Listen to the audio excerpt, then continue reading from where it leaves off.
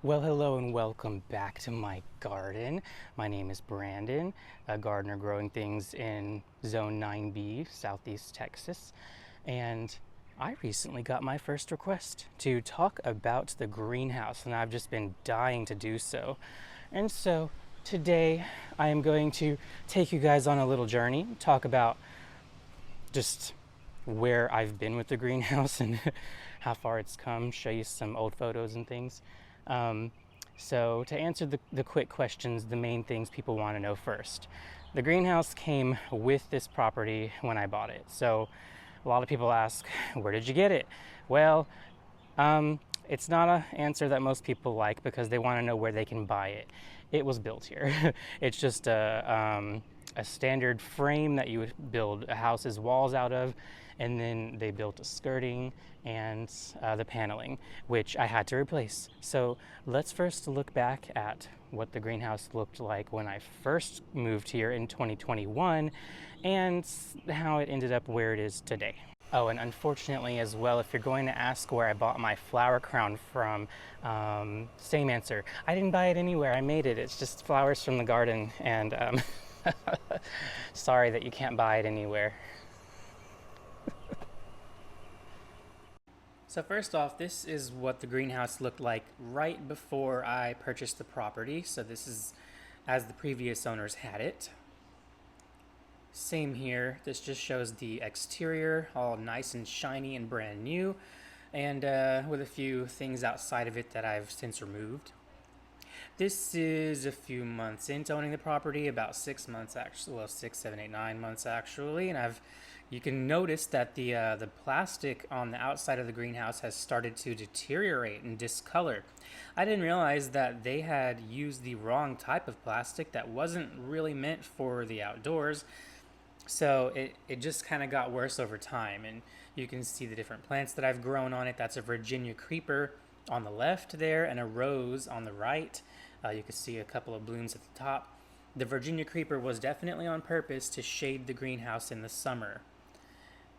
And in addition, I had added this fan, which really worked well for a long time, and unfortunately, it no longer works. It lasted, I think, maybe 2 years before it kind of gave out, and I think that was partly due to something that I will show at the end of this little montage. But keeping the greenhouse cool in the summer has definitely been a challenge, and this fan was instrumental at the time to that. So this is in March of 2023, right before the plants really started to grow back in. You see that rose there on the right. Pay attention to that. So that rose really looked nice that year, and the Virginia creeper filled out really well also. But the plastic was just deteriorating more and more and more. That rose really looked its best at this point. That was April 2023. I was obsessed with that thing. That, by the way, is Blaze improved climber for anyone who's wondering. But unfortunately, it ended up failing, and I did end up removing that rose. This is October 3rd, 2023. Everything was so nicely grown in at this point. I was loving it. This is the next year. Oh, I'm sorry. I actually think I may have my dates mixed up here. It says March 2023. But yeah, the plastic was getting very bad. And this was the hurricane in 2024, Hurricane Beryl. Unfortunately, because that plastic was so deteriorated, the greenhouse did not fare well at this time, and forced me to do repairs and replace the plastic. So as you can see here, the door slammed into the front of the greenhouse there and shattered all of that plastic, and it just made a total mess of things. It was quite tragic and upsetting, but I knew I was going to have to deal with this eventually. Yeah, this was a very, very sad day. So this is beginning the process of replacing the roof, and I had to remove a lot of the structural pieces on the front, the shelving and things, and get rid of all that plastic. So yeah, this was very satisfying to do, but very expensive also. The paneling was not cheap. So this is just showing the process of removing the front.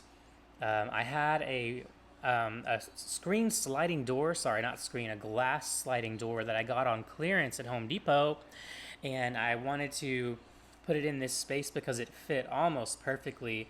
I did have to remove that beam on the right to fit the door in there, but other than that, it really was almost a perfect fit. I have a few inches at the top too that I had to deal with, but it really was almost meant to be. I did mean to actually add this door to my bedroom on the house, but that was going to be a lot more work and more difficult than just doing this here. So it kind of just worked out that putting this door on the greenhouse was the most effective way to save a little bit of money on the paneling and add some structural integrity and weight to the greenhouse, because I was a little bit worried that it might fly away in that hurricane.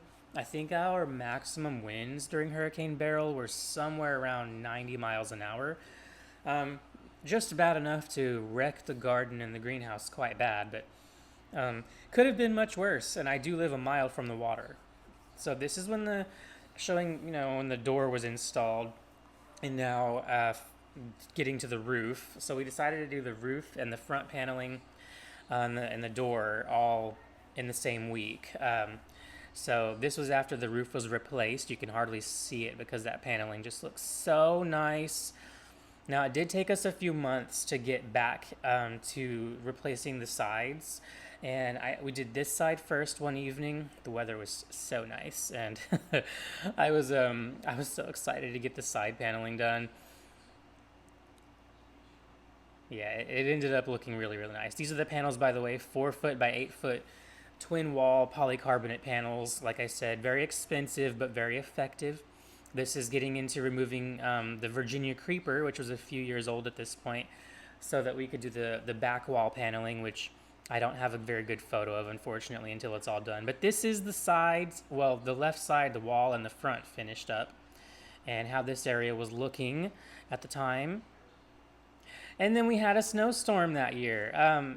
I think something's out of order here, actually, but this was the snowstorm this year, January 2025, and the greenhouse was all done at this point and looking amazing. But I mean, I was just so happy to have this done at this point. That snowstorm was wild, and having the greenhouse to throw all of my plants into to kind of save what I wanted to was really, really, really nice. And I mean, it was worth the money to fix all the paneling and such. I mean, the greenhouse is an absolute sanctuary space in the winter when it's a little bit too cold for me. So I didn't mind spending the money on it. It was really great. This is just showing the year before when I finished the back paneling. Things are a little bit out of order here in the editing. All right, everybody. I hope you enjoyed that little journey through time with me. We're coming up on 4 years here on this property, and it's been a lot of fun, and the greenhouse has been a big part of that.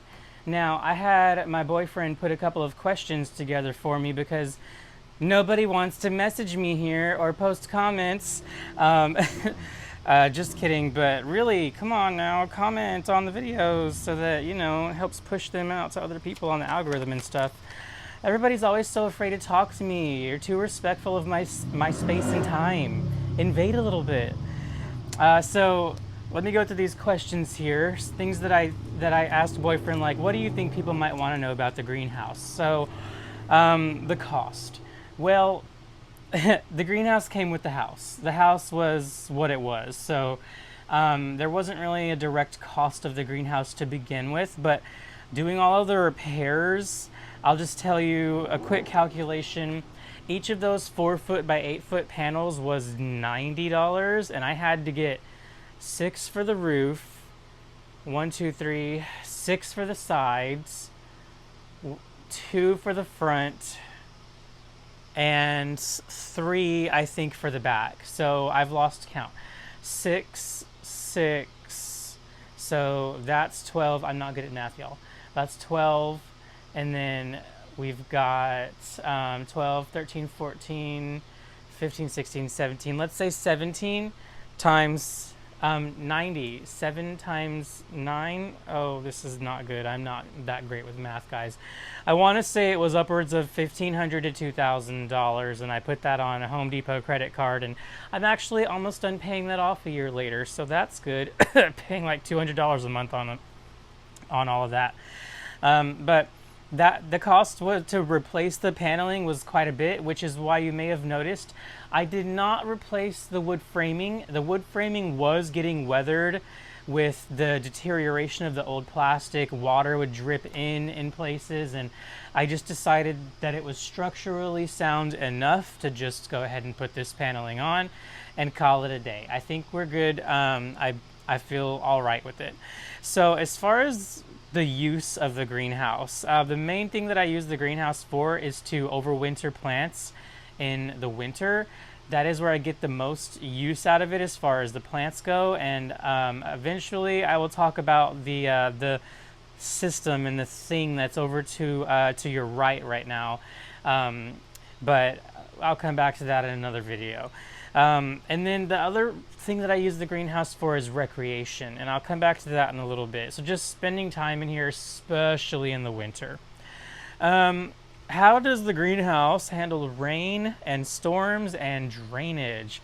This is a fun one. So this is very specific to me and this greenhouse, but during heavy rains, there used to be water pooling up through this AstroTurf that's on the ground here.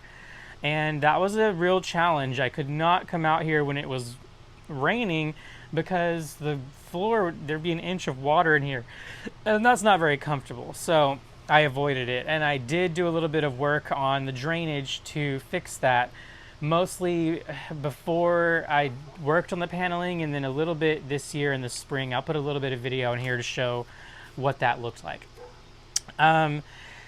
As far as storms go, yeah, now there's a butterfly stuck in here. It's making a lot of noise up there.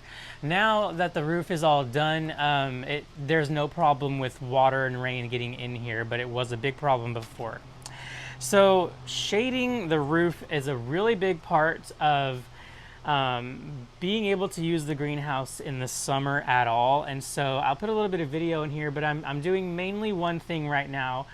Well, the main thing that I do is to grow plants as my shade structure for the greenhouse. I like to use plants for everything as much as possible, utilize nature and its resources. So I don't like to use shade cloth and plastic wherever I can avoid it. And so the sycamore tree that's outside of the greenhouse, which grew from seed there, has been my project for the last year and a half roughly.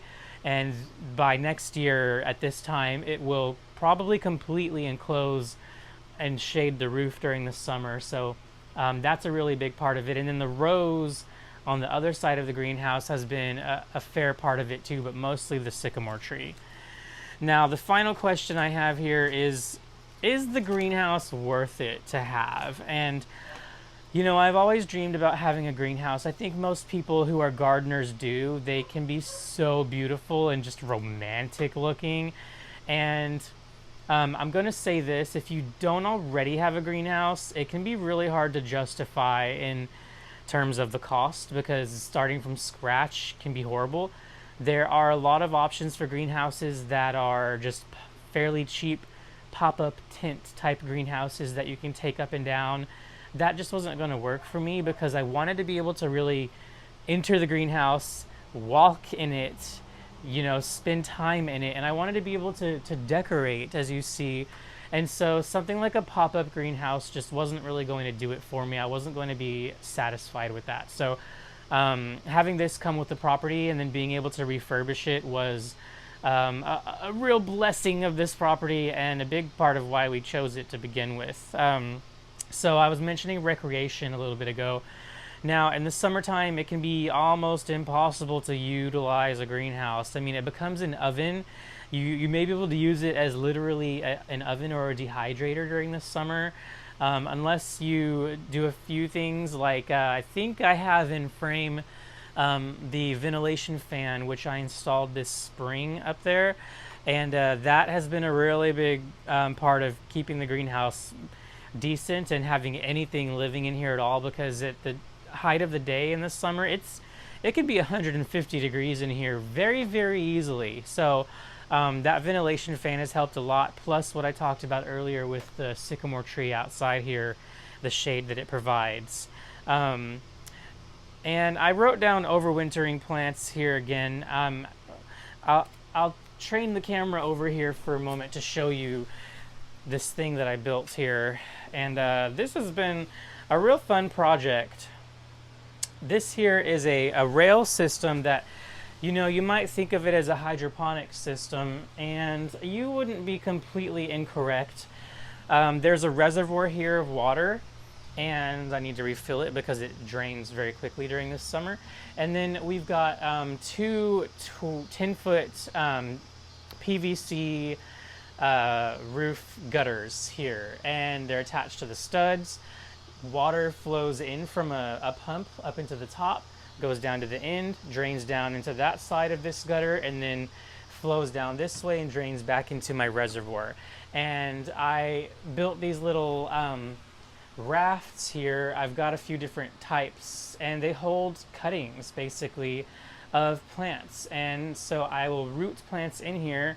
And then if you saw my video talking about how I plant things during the summer, that is how I go and plant these cuttings, is I just plant them right into the ground, as you saw I did with the lantana and the other things that I planted in that video.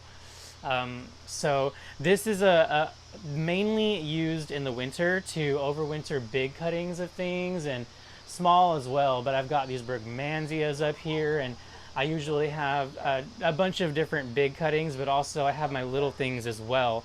And I do tend to neglect this during the summer, and you see what kind of happens here.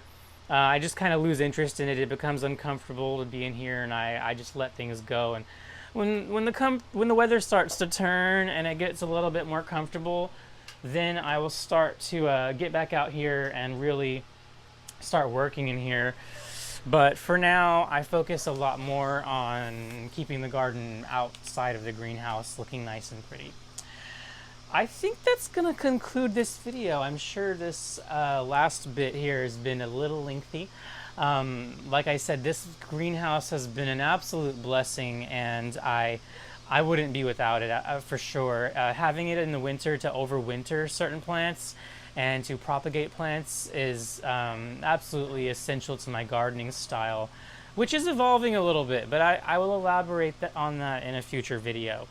But for now, thanks for taking this little journey through time with me. Reflecting on this last 4 years has been fun, and I've got other video footage of other things in the garden to try to reflect on as well. So those are coming down the pipeline.